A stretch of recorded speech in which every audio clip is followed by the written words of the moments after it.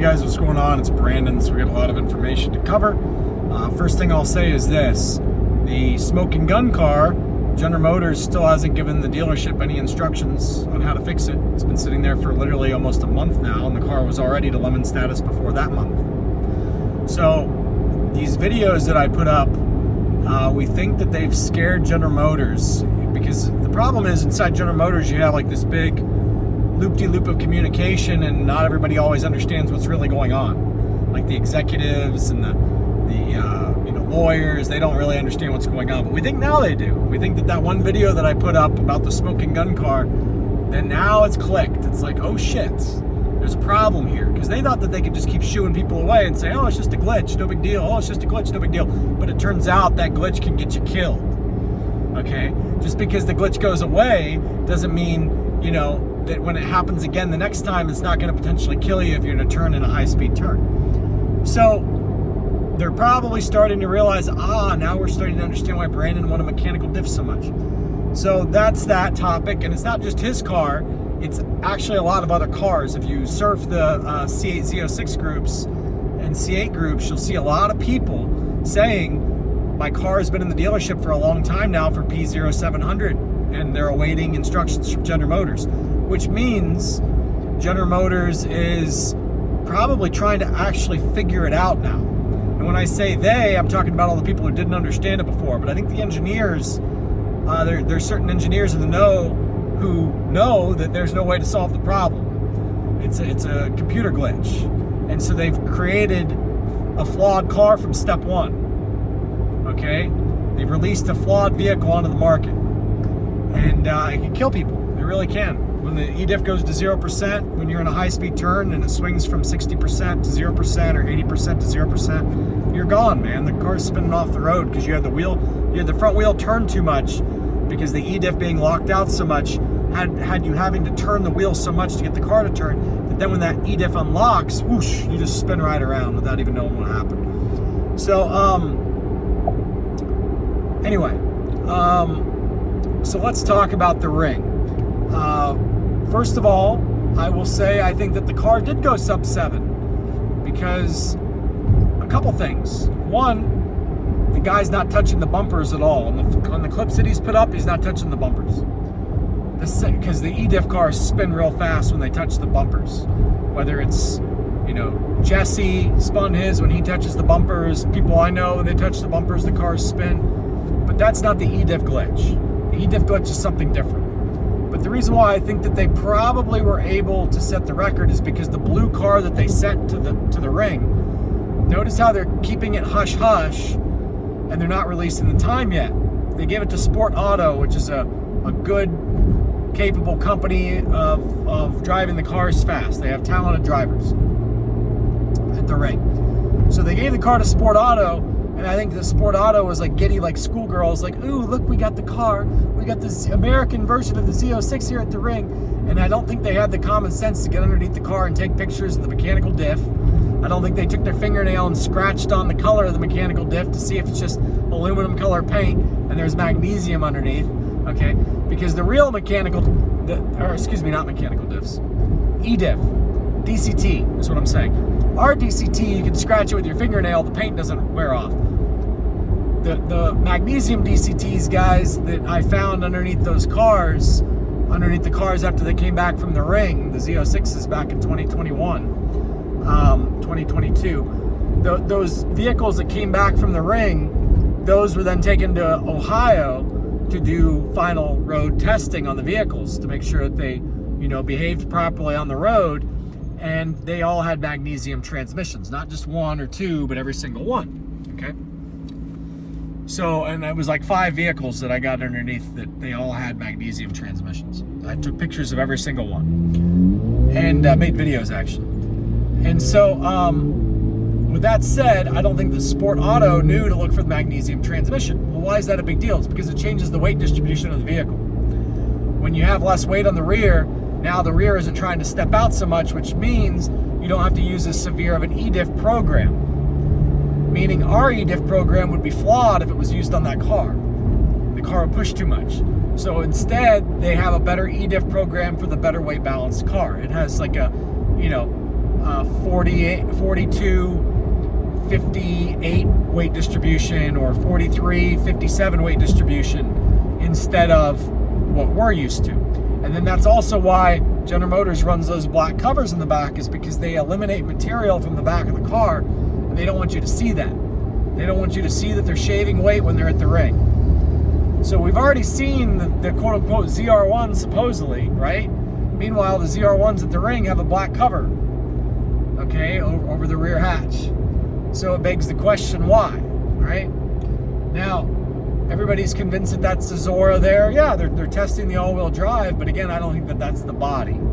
I don't think that that's the Zora body. I don't even think that's the full ZR1 body. I think that there's components to it, but I think you're probably going to see a lot of those components on the upcoming Grand Sport that people still don't think is real, but we'll see. So with that said,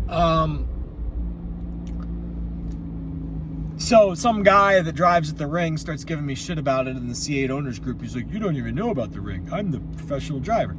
And I'm like, oh, well, did you happen to take a picture of the VIN, Mr. Professional Driver? And I don't think this guy was necessarily the guy driving the car, but he sure did make it sound like he was. He's like, look at me. I'm like, did you take a picture of the VIN of the car? Because that would tell us a lot of things if you guys actually took a VIN of the car. It would tell us if it's an experimental car. It would tell us if it's a CTF car. It would tell us what year the car is.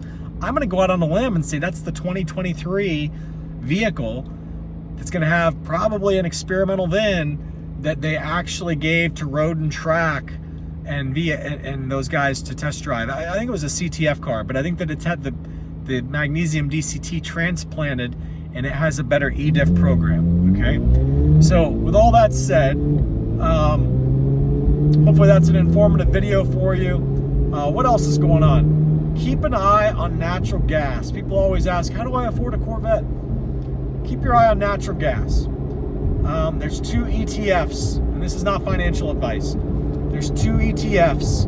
Do your own due diligence. It's not financial advice. But anyway, there's 2 ETFs. There's one called Boil, and there's another one called Kold, spelled with a K. And Boil and Kold are interesting because they are double leveraged ETFs for natural gas, which is dependent on UNG, which is yet another ETF. So they target UNG. And what does UNG target?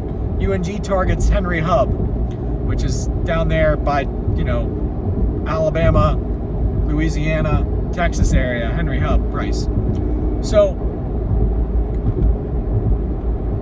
there's a hurricane on the way in. Hurricanes are notorious for making natural gas prices fall because they can shut down the export facilities. Because the export facilities are on the water that give the natural gas, liquid natural gas, to the big gigantic liquid natural gas barges. And so when those facilities get damaged, there becomes a glut of natural gas in the United States because we can't export it to England and all these guys anymore. However, with that said, the coincidental war that this hostage situation in Israel and everything, right? It's very convenient if you wanted the price of natural gas not to fall, because when wars break out, natural gas always has a tendency to go up. So there were a lot of people who were betting against natural gas because there's a huge glut of it. We're like almost completely full of natural gas. Like it's just, and it's been hot out. I'm up in Ohio area and it's hot, right? Very hot, hotter than Florida hot. So there's if all of a sudden a hurricane comes through and cools things off, that actually makes it even worse for natural gas prices, because believe it or not, they use natural gas for industrial strength air conditioning units. So when a hurricane comes through, it cools things off as well in the south, and then that rain will eventually make its way north, right? They'll cool things off. So once you've cooled things off, okay, now you're in the 70s and 60s, and you really don't need natural gas, you see? You're just in the 70s, you don't really need natural gas for anything.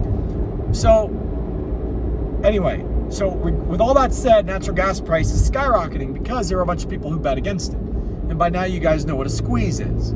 So there's been a short squeeze on the people who bet against natural gas, bet against UNG, okay, bet against Henry Hub, and but it's UNG specifically. And so as UNG gets squeezed, of course, oil goes up. Well, oil went up again today, but it's such a steep angle it can't sustain forever.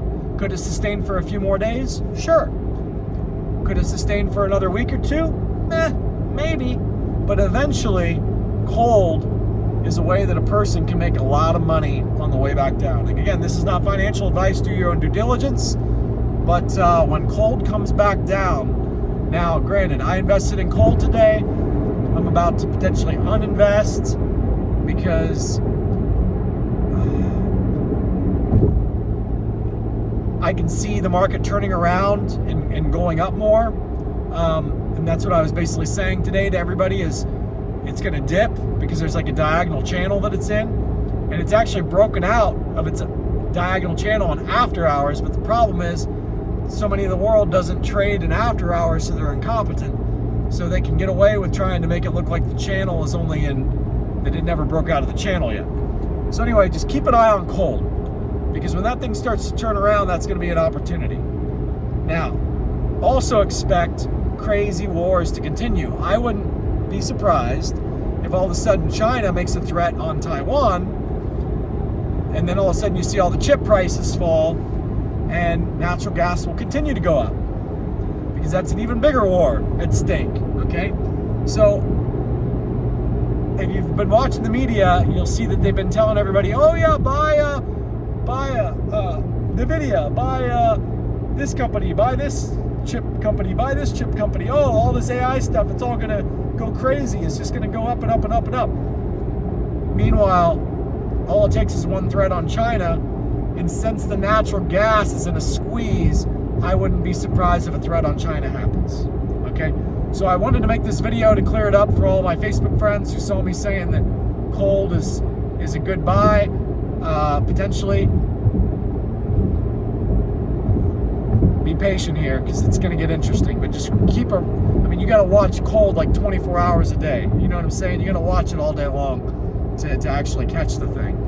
And anyway, just figured I'd give you guys all that heads up. See ya.